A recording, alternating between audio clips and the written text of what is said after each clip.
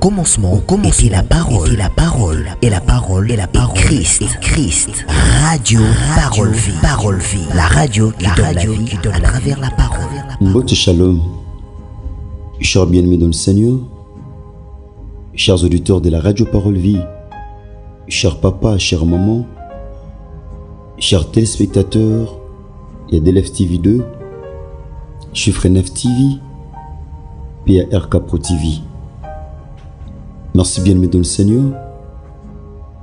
Natina libaku malamu epesa mele biso na butu alelo, tope tonga lelo. Takokabola sango malamu. Il est dit bien-aimé que l'homme ne vivra pas seulement du pain, mais de toute parole qui sort de la bouche de l'Éternel. Bien-aimé dans le Seigneur, Zoka avancé petit à petit pour n'encousser sa anneau 2022. Bien-aimé dans le Seigneur, Tozokende malembe natina kosilisa année. Bien-aimé, pendant que tout ko avancer, bitumbezo koma makasi. Pendant que tout ko avancer, bien-aimé dans le Seigneur, bamsusu pe bazo lemba. Or la Bible dit dans le livre d'Ésaïe chapitre 40, ceux qui se confient en l'Éternel prennent les ailes comme les aigles. Ils s'envolent et ne se fatiguent point. Somutozo kima en réalité alembaka. Pourquoi? Parce que azako dépenser azobi misaba énergie. Mais na Biblia mutu azokanga mananzambe akotambula kasi olembate. Tobonde lankolo. Seigneur, nous venons encore dans ta présence, nous voulons partager ta parole. Jérémie a dit, je recueilli tes paroles, je les ai dévorées, et tes paroles ont fait la joie et l'allégresse de mon cœur. Seigneur, plaise à ta volonté ce matin, que ta parole puisse éclairer la vie de celui, Seigneur de grâce, qui donne toute son attention à ces messages, afin que l'Esprit de Dieu puisse éclairer. Seigneur, je ramène toute pensée captive à l'obéissance de ton œuvre et de la croix. Et à cette parole, au nom de Jésus-Christ de Nazareth, nous avons ainsi prié et déclaré. Amen. Bien-aimés dans le Seigneur, connaissez mon enseignement où tobandi lelo par la grâce de Dieu, tukozanango pe lobby par la grâce de Dieu, et samedi tokobondela de manière à ce que lundi tobanda activité na biso monene au moment likambo ezali un terrestre qui dirige les ciels. Les amis kola lo sambo oyo nzamba tshibso na mutema to partager kobanda lundi kino vendredi. Bongo mercredi nde tokozala off par la grâce de Dieu. Ndenge mercredi ya lobi eleki tomoni comment ba numéro na biso 2 numéros totindaki mateya te esalamaka plus na YouTube to pe na ba numéro mususu. J'ai penza tonta ko partager mateya ba numéro oyo tozondima par la grâce de Dieu kola opesa biso makasi ya sika. Emenenga to partager mateya un temps où ils allaient chasser par la loi mais retourné par la grâce de Dieu. Bien-aimé dans le Seigneur, ils en ont battu belé pendant que nous avons loi et benganaï ne sikamoko songolo ou sengela ki azala. Loi et benganaï na poste moko songolo ou sengela ki a occupé. Loi et benganaï ne sikamoko songolo ou na bomoto. Abongisami penza akozala ne sikango. Kasi mobeko epesi nzela te. Azo esika ango bien-aimé. Yonanga bien-aimé dans le Seigneur, tu es bi définition à loi. Loi ezaba principe au batu bache. Pono kokanga le batu moko songolo. Tous en a des sortes à loi, tous en a loi physique, et tous en a loi spirituelle. La loi spirituelle, ezamo beko ezopesa des avantages na batu moko songolo. Avantage na batu mususu. Alors que loi ezami beko o batu basangani ba voter pour bango nyonso ba se conformer na yango. Alors que spirituellement ce n'est pas le cas. Et c'est ça le thème que nous partageons. Tozotanga Biblia, c'est un enseignement par la grâce de Dieu où ils ont préparé son activité za liboso na biso pour tout sambela malam. Zamba te belé bien-aimé dans le Seigneur. Satan azo sepelate amona yo na 2023. Tous en a livré à 2 Samuel chapitre 4. Ben premier verset tina 2. Peut rechuter na 5e verset. La Bible dit ceci. Lorsque les fils de Saoul apprirent qu'Abner était mort à Hébron, se restèrent sans force et tout Israël furent épouvantés. Le fils de Saoul avait des chefs de bande. L'un s'appelait Ban et l'autre Rekab. Ils étaient les fils de Rimon, de Béroth, membre de la tribu de Benjamin. Béroth était en effet considéré comme faisant partie de Benjamin. Verset 5. Il était âgé de 5 ans lorsque arriva de Jezréel la nouvelle de la mort de Saoul et de Jonathan. Sa nourrice le prit et s'enfuit, et comme elle se dépêchait de fuir, elle tomba et resta estropiée. Son nom était Mephibosheth. Bien-aimé de le Seigneur, toujours chassé par la loi, mais retourné par la grâce de Dieu. La Bible dit dans le livre de Jean chapitre 1er verset 17 que la loi a été donnée par Moïse, mais la grâce et la vérité sont venues par Jésus-Christ. Bien-aimé dans le Seigneur, solo totangi ezali solo ya Mephibosheth. Mephibosheth azalaki mwana ya Jonathan. Jonathan azalaki mwana ya Saül, le tout premier roi na Israël. Bien-aimé dans le Seigneur, Saül azalaki un guerrier. Jonathan de même azalaki pe guerrier. Mephibosheth akola na kati ya palais royal. Ayebi ndenge nzala ezalaka te. Ayebi vi ya pasi ndenge ezalaka te. Pourquoi? Parce que akola na palais royal. Ayebi nde mokonzi aliaka, nde mokonzi alamukaka. Eza makambo oyo aviva na kati ya palais royal. Donc palais royal ezalaki mpona ye ndako ya kofanda, ndako amesanaki kokota kobima. Asolaka na roi koko na ye. C'était comme ça. Asolaka na roi quand il veut. Abi comment roi vivaka. Abi nde bamelaka miliki na palais royal. Abi ndenge palais royal et fonctionnaka. Donc il avait cette connaissance là, bien-aimé dans le Seigneur. Et quoi arrivé que bitumbe telemi.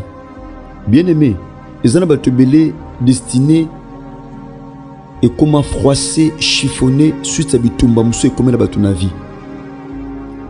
Jonathan qui n'a qu'une guerre et l'on a Saoul parce que bazalaki ba combattant. Il a fallu babunda parce que natangwa kalata roi bande ko simba mopanga ba tolo topé flèche bande ko bunda. Maintenant le kola Saoul na Jonathan bazaki na bitumba. Bienvenue dans le Seigneur. Tomba zo bunda. Mephibosheth azaki na âge ya 5 ans. Azaki no mwana mukie. Bande ko bokola ye. Azaki na maman mbibanda ko landela bomo na ye.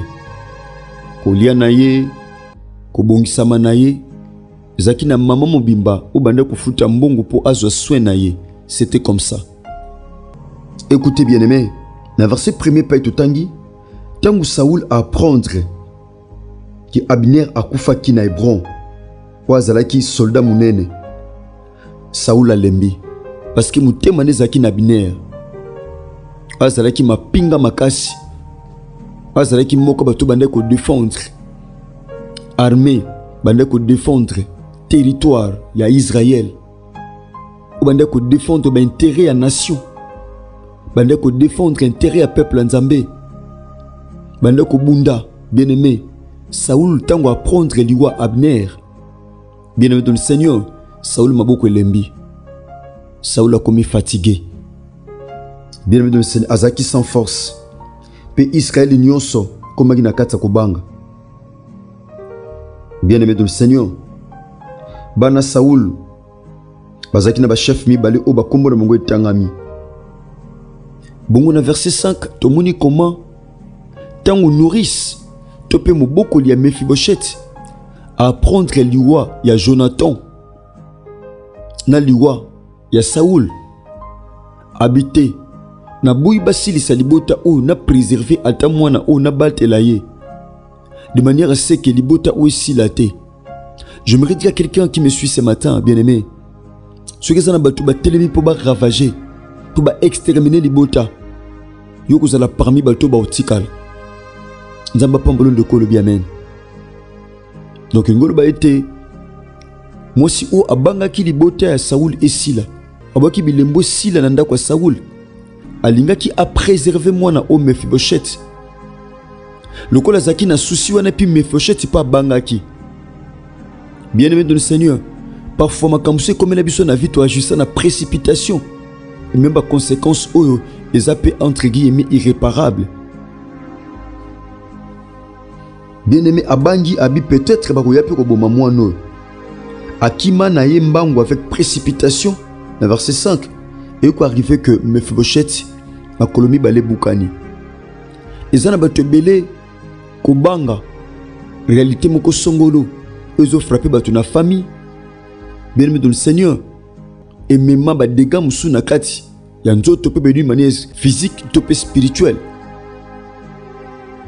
Alors que Nzambe a benga bisote pona kobanga. Dieu ne nous a pas donné un esprit de timidité, mais un esprit de force. Nzambe a pesa bisote molimo timidité, mais à force. Voilà pourquoi la Bible dit dans le livre Hébreux chapitre 13 verset 6. C'est donc avec assurance que nous pouvons dire: le Seigneur est mon aide. Je ne craindrai rien. Que peut me faire un homme? Naboye une assurance nyonso nde sengeli toloba makambo. Yawa za mosungi nanga. Nakobange loko te. Atako o batu bakoyo kosala nga. Pe nana kosala nga mabe. Bien-aimé dans le Seigneur. Moi si o te peut nourrir abangaki. Abangaki. Pourquoi? Parce que tata mon akufi, koko pe akufi roi. Palais royal est très vide. Il n'y a plus de roi.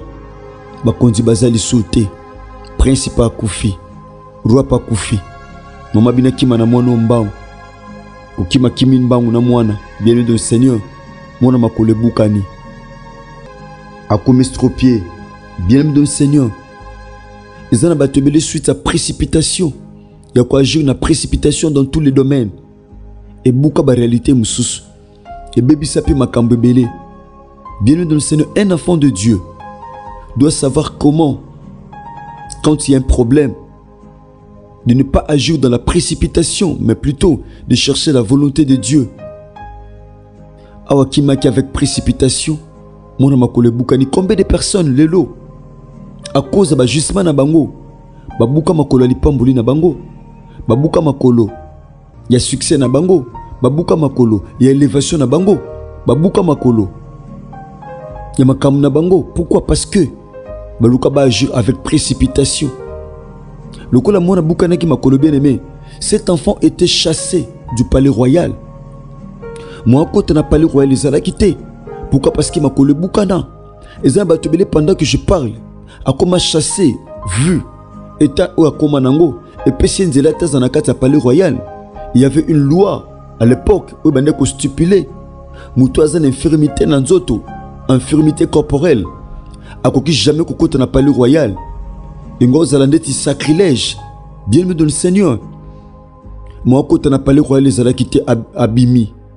Ba kimi nae. Tata koufi, koko pe a koufi. Je me dis à quelqu'un. Bien dans le Seigneur, ce qui tata zate, maman zate, mais en tata moko, il y a un roi. Waza kapaba ko zongi sabso na kata palais royal. Waza kapaba ko zongi sabiso. Ata physiquement, n'engene biso mon frère ma soeur. Il y a un père. Ce qui tata to koko, oh sengele ba ko sabiso na palais royal. Bien aimé dans le Seigneur, bazali sauté, mais il y a un roi des rois. Waza kapaba ko koti sabiso na kata palais royal. Bien aimé, il y a un Dieu.